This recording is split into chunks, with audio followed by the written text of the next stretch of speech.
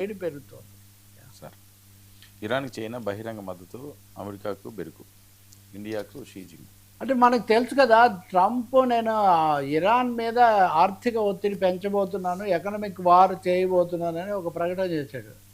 Economic terror అని పైన economic terror అని దాన్ని ఇరాన్ అధ్యక్షుడు పెంగ్షింగ్ ఆయన పెంజెస్కి ఆయన వివరించాడు. అలాగే అర్గాచి వీళ్ళందరూ కూడా అన్నారు, మేమైతే భయపడం, మేము గట్టిగా నిలబడతామని వాళ్ళు అన్నారు. కానీ సామెత ఏంటంటే, అంటే ఏదో సామెత చెప్పినట్టుగా నా మీద కోపం వస్తే నిన్ను కొట్టినట్టుగా ఇరాన్ను దెబ్బతీయడం కోసం అమెరికా 40-50 దేశాల మీద ఆంక్షలు ప్రకటించింది. భారతదేశానికి చెందిన 4 కంపెనీల మీద కూడా వాళ్ళు ఆంక్షలు ప్రకటించారు. ఎక్కువగా సఫర్ అయింది ఇండియా, చైనా. అమెరికా ప్రకటించిన ఆంక్షల వల్ల చాలా ఎక్కువగా గురైంది. వీళ్ళు చేసిన పాపం ఏం లేదు, వీళ్ళు ఎప్పటి నుంచో ఇరాన్తో వ్యాపారం చేస్తున్నారు కాబట్టి మాకు ఇరాన్ పడదు, కాబట్టి మీరు ఇరాన్తో ఏం వ్యాపారం చేయకూడదంటే ఇది ఎక్కడ ఇదండి. ఇళ్లలో కూడా కుటుంబాల్లో కూడా ఎవరి వ్యాపారాలు వాళ్ళు చేసుకుంటూ ఉంటారు. సో ఒక పెత్తందారితనం, దురాక్రమణ యుద్ధమే కాకుండా ఇతర దేశాలను కూడా శాసించి ఊపిరాడకుండా చేసే ఒక దుర్మార్గమైనటువంటి విధానం, దీన్ని ఎవరూ హర్షించడం లేదు. సో ఈ సమయంలో చైనా చాలా సూటిగా మేము ఇరాన్తో ఉంటాము, ఇరాన్తో సంబంధాలు మేము తెంచుకునే అవకాశమే లేదు అని చాలా స్పష్టంగా ప్రకటించాడు. దానికి తగినట్టే నేను ఇరాన్ అధికారులతో కూడా వాళ్ళు మాట్లాడారు. పాకిస్తాన్ తరఫున అసీం మునీర్ కానీ వీళ్ళు టెహ్రాన్లో ఉన్నారు ఇప్పుడు. వాళ్ళు మధ్యవర్తిత్వం కోసం వాళ్ళు కొంచెం ప్రయత్నం చేస్తూ ఉన్నారు. ఇటు చూస్తే కెనడా మీద కూడా ఆంక్షలు పెట్టింది అమెరికా.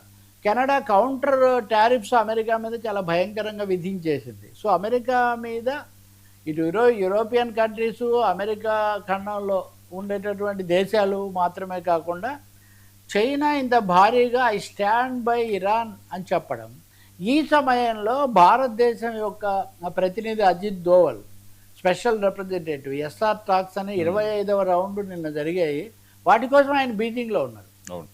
సో చైనా విదేశాంగ మంత్రి వాన్ హుయి, అజిత్ దోవల్ కలిసి భారతదేశ చైనాలు బాగా దగ్గర అవుతున్నాయి, అవగాహన పెరుగుతోంది, మేము సుస్థిరత కోసం నిలబడతామని చాలా బలమైన ప్రకటన చేశారు.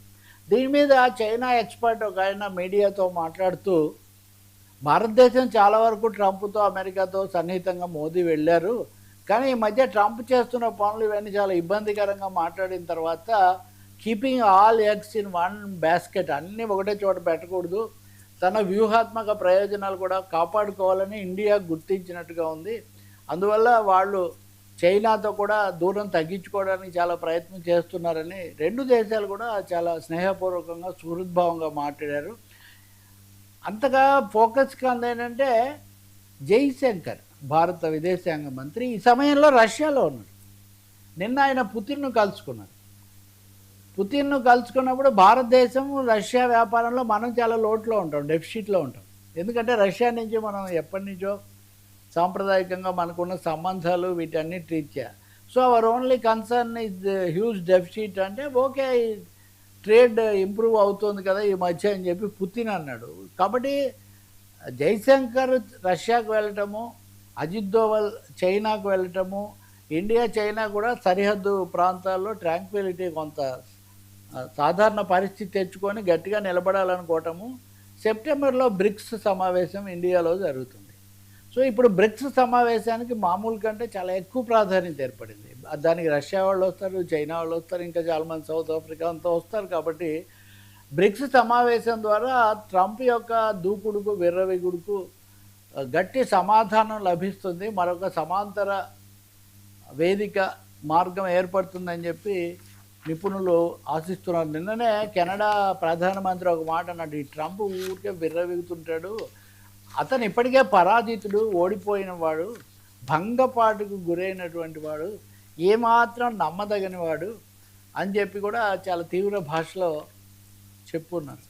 So we have to watch అంతే. కానీ ట్రంప్ అంత తొందరగా ఉండడు కదా. ఇప్పుడు ఆయన ఏం చేశాడు అంటే, అమెరికాకు వచ్చే వాళ్ళ వీసాల పరిశీలన అన్నదాన్ని నిరవధికంగా వాయిదా వేశాడు, పాస్లో పెట్టాడు. కారణం లేదు, ఇంకొకటి లేదు. అంటే ఏదో ఒక విధంగా కక్ష చూపించాలి, ఒత్తిడి పెంచాలి, అనిశ్చితి అస్థిరత్వం తీసుకొని రావాలి, అందుకని వీసా అడుగుతున్న వాళ్ళందరికీ మొన్నేమో డబ్బు దాని రేటు బాగా పెంచాడు, నిన్నేమో అది ఒక పాస్ బటన్ నొక్కాడు అనమాట. కానీ ఇలాంటి వాటి వల్ల ఏమవుదు, ఎందుకంటే వెళ్ళే వాళ్ళ వల్ల వీళ్ళకి ఎంత ఉపయోగం వాళ్ళకి అంతకంటే చాలా ఎక్కువ ఉపయోగం. కాబట్టి ఒక్కొక్క కార్డు ఫెయిల్ అవుతుంది, దాంతో ఇవన్నీ చేస్తున్నారు. మీరు సిఐఏ డైరెక్టర్ రాటిక్లిఫ్ అని ఎప్పుడు లేనిది విమానం వేసుకొని వెళ్ళి మరి రష్యాలో దిగాడు. I conclude with this. రష్యాలో అమెరికా విమానం దిగేసరికి అది కూడా ముందు అన్షెడ్యూల్డ్గా అందరూ షాక్ అయ్యారు. ఎవరు అంటే ఆ విమానంలో వచ్చిన వాడు సిఐఏ డైరెక్టర్ రాటిక్లిఫ్. వాడు ఎందుకు వచ్చాడు అంటే ఏదో పుతిన్తో మాట్లాడి ఉక్రెయిన్కు రష్యాకు మధ్యలో ఎంతో కొంత మేమేదో చేసాము, అసలు ఏమీ దెబ్బతిన్నాము అనిపించుకోకుండా ఇదిగో మా చొరవ మా ఇనిషియేటివ్తో మేము అక్కడ ఏదో చేసామని అనిపించుకోవడానికి పుతిన్ను బతిమాలడానికి సిఐఏ డైరెక్టర్ను నేరుగా అక్కడికి పంపించారు అని. సో ఇది అమెరికా యొక్క దుస్థితి చెప్తుంది.